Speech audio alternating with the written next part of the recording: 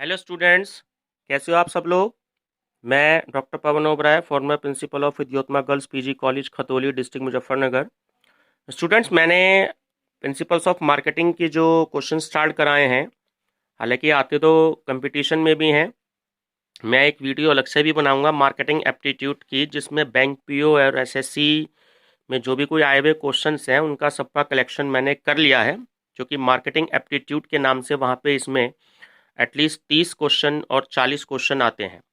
लेकिन फिलहाल ये जो मैं स्टार्ट करा रखा हूँ, ये बीकॉम थर्ड ईयर, जो खासकर सीसीएस यूनिवर्सिटी में पेपर है न्यू सिलेबस के अकॉर्डिंग प्रिंसिपल्स ऑफ मार्केटिंग, तो उसके मैंने क्वेश्चंस चैप्टर वाइज आपको स्टार्ट करा रखे हैं। तो स्टूडेंट, चलिए उससे आगे डिस्कस करते हैं। क्वेश्चन नंबर 54 कि विपणन अध्ययन के लिए निम्नलिखित 3 तरीकों का उल्लेख किसने किया है। तो स्टूडेंट, ये जो दे रखे हैं कि एक हो गया संस्थागत तरीका, सेकंड हो गया क्रियात्मक तरीका और थर्ड हो गया पदार्थानुसार या उत्पाद तरीका। तो ये तीनों तरीके जो बताए हैं, ये ऑप्शन ए बिल्कुल करेक्ट है। जीबी गाइल्स, इन्होंने ये समझा है कि जो मार्केटिंग की जो स्टडी है वो इन 3 तरीकों से की जा सकती है। क्वेश्चन 54, विपणन क्रिया का आधारभूत अंग या संगठक, देखिए बेसिक कंपोनेंट बोलते हैं आधारभूत अंक या संगठक को, तो वो कौन कौन से हैं। तो student, marketing research, product planning और ब्रांडिंग, ये तीनों ही इसके बेसिक कंपोनेंट होते हैं। तो आंसर है उपयुक्त सभी। क्वेश्चन नंबर 56, विपणन क्रिया का आधारभूत अंग और संगठक कौन सा है। तो स्टूडेंट देखिए, दोबारा से इसी क्वेश्चंस को तैयार करके दोबारा से नए ऑप्शन आपके आगे दे दिए हैं, जैसे कीमत निर्धारण, प्राइस डिटर्मिनेशन, वितरण वाहिकाएं, चैनल ऑफ डिस्ट्रीब्यूशन, सी विक्रयण सेलिंग और डी उपयुक्त सभी। ठीक है स्टूडेंट्स, ये 3 तरह के क्वेश्चन मैंने इसलिए बनाए हैं ताकि एग्जाम में एग्जामिनर आपको कोई सा भी ऑप्शन दे रखा है, कोई जरूरी नहीं है कि जो सिलेक्टेड हमने 2 या 3 पढ़े हों उसी में से ऑप्शन दे। तो स्टूडेंट, आंसर है उपयुक्त डी। ठीक है, उपयुक्त सभी, ऑप्शन नंबर डी।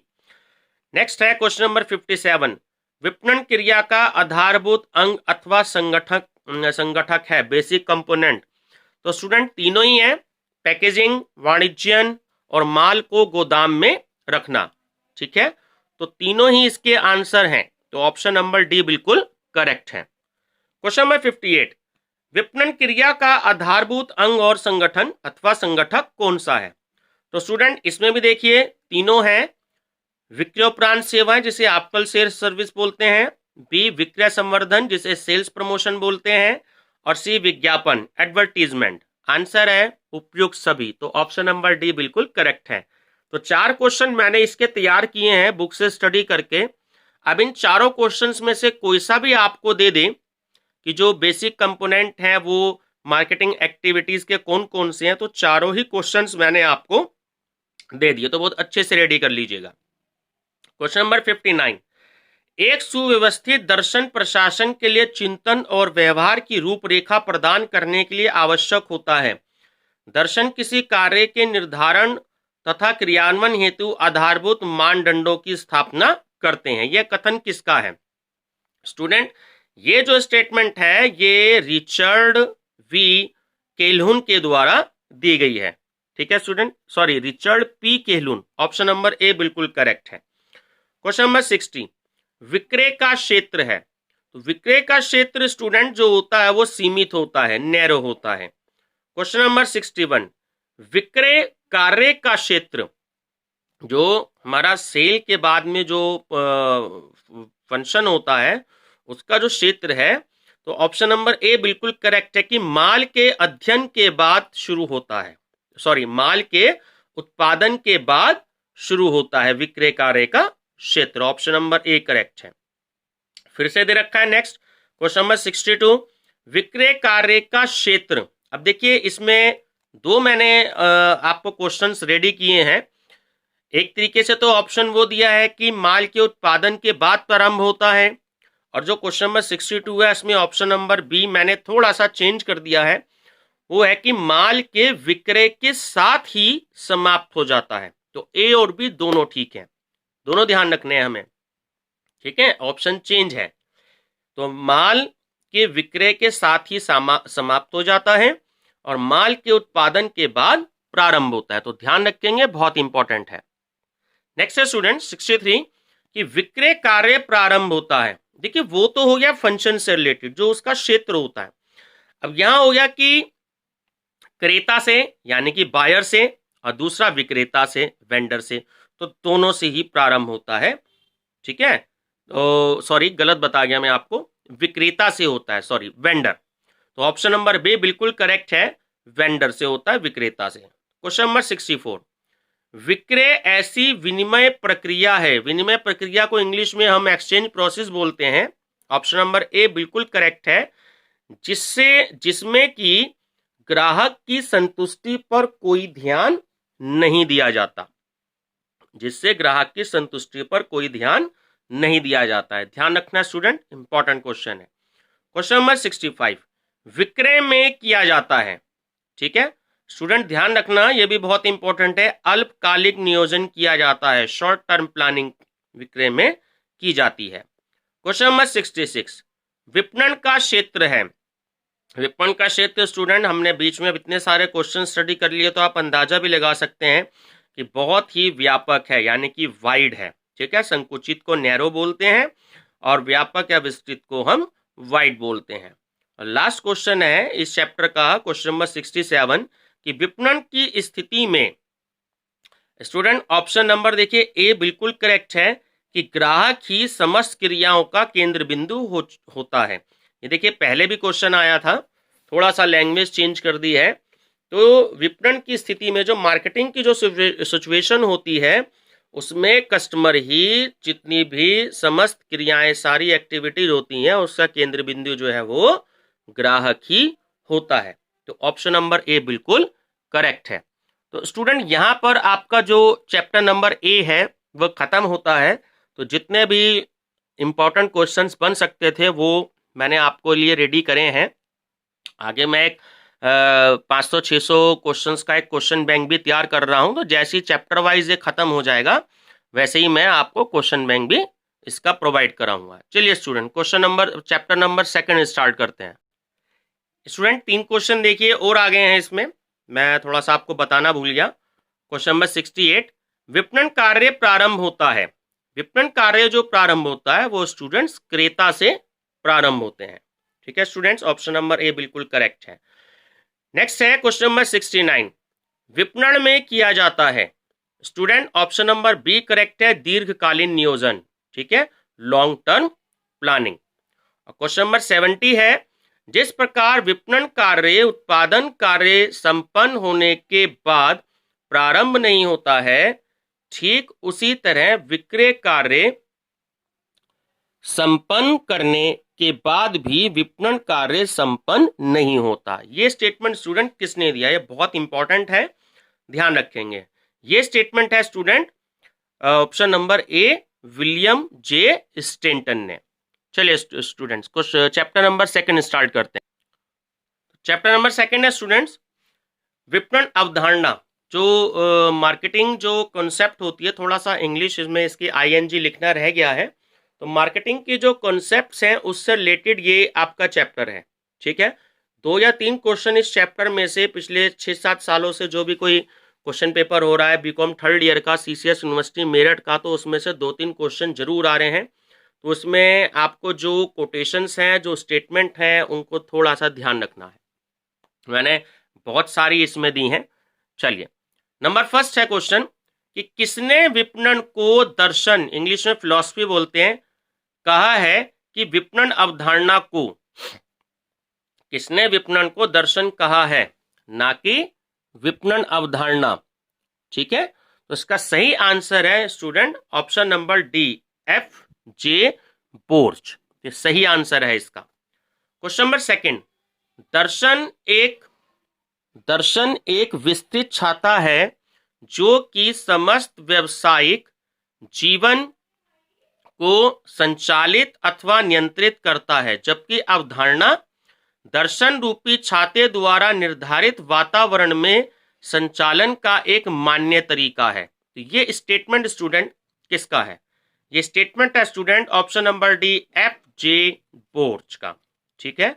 नेक्स्ट है क्वेश्चन नंबर 3। देखिए फिर से सर्किल आ गया है, और सर्किल का मैंने आपको बताया कि जो भी कोई सर्किल मैंने किया हो तो ध्यान रखना वो क्वेश्चन बहुत इंपॉर्टेंट है, या एग्जाम में आ चुका है या आ सकता है कमिंग एग्जाम में। तो क्वेश्चन नंबर 3 है कि विपणन अवधारणा व्यवसाय का दर्शन है, ये कथन किसका है? तो स्टूडेंट ये जो कथन है इसका सही आंसर है आपका option number D, Shri John E Wakefield का। ठीक है स्टूडेंट्स, ध्यान रखेंगे, बहुत इंपॉर्टेंट है। क्वेश्चन नंबर 4, डैश से अभिप्राय वस्तुओं के क्रय विक्रय से लगाया जाता है। ठीक है, यानी कि जो प्रोडक्ट है उनकी सेल परचेज से लगाया जाता है। तो स्टूडेंट इसका सही आंसर है ऑप्शन नंबर ए, विपणन की सूक्ष्म अथवा परंपरागत अवधारणा। सूक्ष्म को हम इंग्लिश में कहते हैं माइक्रो, और परंपरागत को इंग्लिश में कहते हैं ट्रेडिशनल। क्वेश्चन नंबर 5, डैश ऐसी प्रक्रिया है जो किसी फर्म द्वारा ऐसी व्यूह रचनाओं का निर्माण एवं लागू करने के लिए की जाती है जो कि लाभ पर संतुष्टि देने वाले माल तथा सेवाओं के प्रवाह को चालू रखती है। स्टूडेंट्स ये भी जो लाइन दी गई है ये भी ऑप्शन नंबर ए बिल्कुल करेक्ट है कि विपणन की सूक्ष्म अथवा परंपरागत अवधारणा के अनुसार ही है। ठीक है। क्वेश्चन नंबर 6, विपणन है, देखिए हमने लास्ट चैप्टर में भी डिस्कस किया था कि जो मार्केटिंग है वो ग्राहकोन्मुखी है, यानी कि कस्टमर ओरिएंटेड है। ऑप्शन ए बिल्कुल करेक्ट है। क्वेश्चन नंबर 7 कि विपणन की आधुनिक अवधारणा निम्नलिखित में से किस अवधारणा पर आधारित है? देखिए ये जो ए और बी जो आपको दे रखे हैं पॉइंट, इन दोनों पर आधारित है कि कंपनी की नीतियां तथा क्रियाएं ग्राहकोन्मुखी हैं। जो भी कोई कंपनी पॉलिसीज बनाती है और जो एक्टिविटीज करती है वो कस्टमर ओरिएंटेड ही होती है। और बी, व्यवसाय का जो लक्ष्य है वो उचित लाभप्रद, यानी कि जो प्रॉफिटेबल जो है विक्रय करना होता है। कोई भी बिजनेस है आप सब जानते हैं कि उसका मेन टारगेट जो होता है वो प्रॉफिट अर्न करना ही होता है, ताकि वो अपना ज़्यादा से ज़्यादा वो प्रोडक्ट सेल करे। जब ज़्यादा से ज़्यादा प्रोडक्ट सेल करती है तभी उसको प्रॉफिट ज़्यादा होता है। तो इसलिए ऑप्शन नंबर सी बिल्कुल करेक्ट है। ए और बी दोनों ही पॉइंट्स जो हैं वो स्टूडेंट्स बिल्कुल करेक्ट है। क्वेश्चन नंबर 8, आधुनिक विपणन अवधारणा एक ऐसी अवस्था है जो समस्त विपणन क्रियाओं के एकीकरण, स्टूडेंट एमैल्गमेशन बोलते हैं इंग्लिश में, और समन्वय कोऑर्डिनेशन पर बल देती है, जबकि विपणन कोई स्वयं ही कंपनी के कार्यों से संयोजित होते हैं, तो जिससे दीर्घ काल में अधिक लाभ अर्जित करने का लक्ष्य प्राप्त हो सके। तो ये कथन किसका है? स्टूडेंट ये जो कथन है ये कथन ऑर्थर पी फेल्टन का है। ऑप्शन नंबर डी बिल्कुल करेक्ट है। क्वेश्चन नंबर 9, आधुनिक व्यवसाय का मूलभूत लक्ष्य क्या है?